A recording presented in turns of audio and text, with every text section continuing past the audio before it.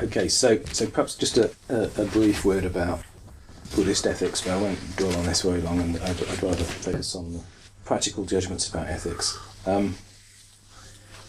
But one obvious drawback about traditional Buddhist ethics is that it relies on the law of karma and other metaphysical elements, including belief in rebirth. There were obvious issues with verifying whether karma is actually takes place and stuff like that. But for me, the main issue is actually more about whether that supports moral motivation at all.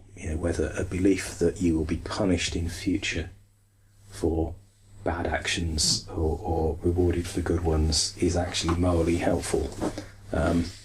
It could be helpful in supporting a conventional ethics where there are fairly clear rules, and if you obey the rules then you're convinced that you'll be rewarded, and if you don't then you'll be punished.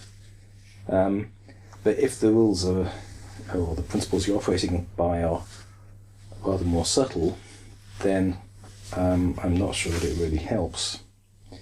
It's because if your motivation is reward, there's got to be a clear relationship between the reward and what triggers the reward. You've got to know what it is which justifies the reward in the terms of the sort of cosmic justice system you've set up here. Just as in order to enforce the law, it's got to, for the law to be just, there's got to be a clear understanding of when you've broken the law and what sort of punishment you might get and so on. But all of this, I think, tends to lead us in a direction away from the middle way, really, as a way of understanding a bit more, particularly understanding moral objectivity and understanding how we could overcome this absolute relativist sort of gap.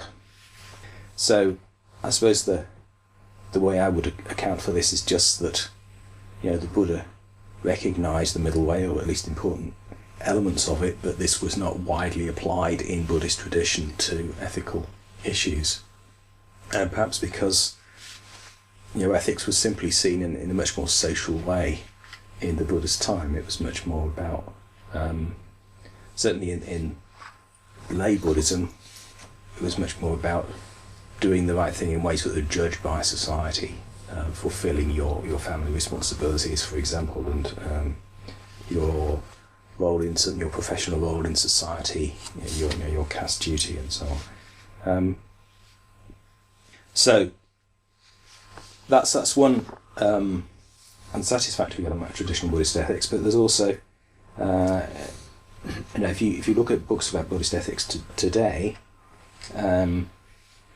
they will tend to very often refer to monastic rules or to the precepts as sources of justification and belief about Buddhist ethics.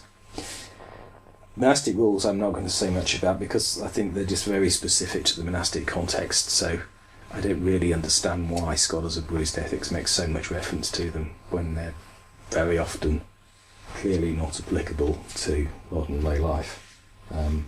They're only ever intended to be rules for monks who are in a monastic setting.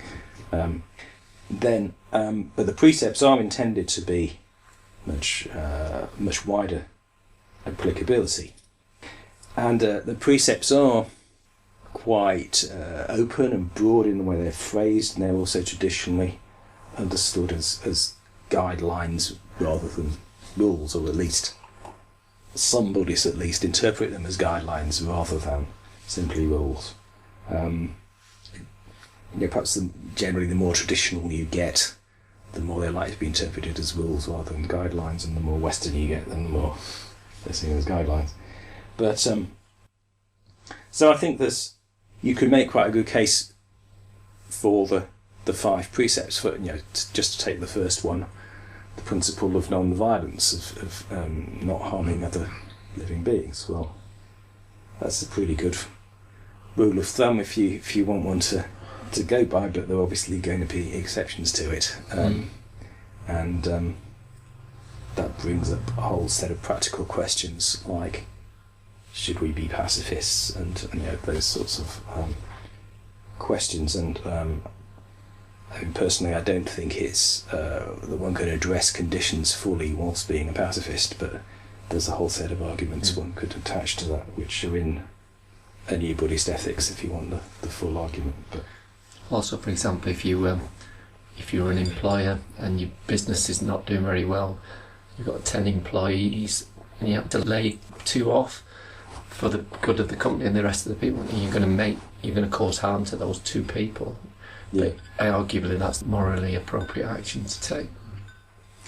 yeah. Well, that raises the issue of the interpretation of harm, doesn't it? As well, is it doing harm to someone if it's economic rather than physical harm? Right. Okay. Yeah. But that's all part of the kind of question that's raised by the precepts. How do you interpret them?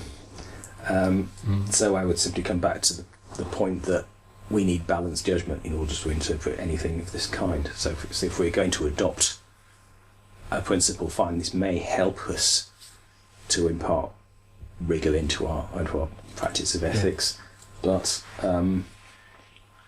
we've got to apply some intelligence and some attention to the interpretation of our principle. We're only going to do that well if our interpretation is balanced in terms of the mental states and assumptions we're bringing to it. So I think using the precepts is good. It can be a starting point, particularly if you're coming from the tradition of Buddhist ethics.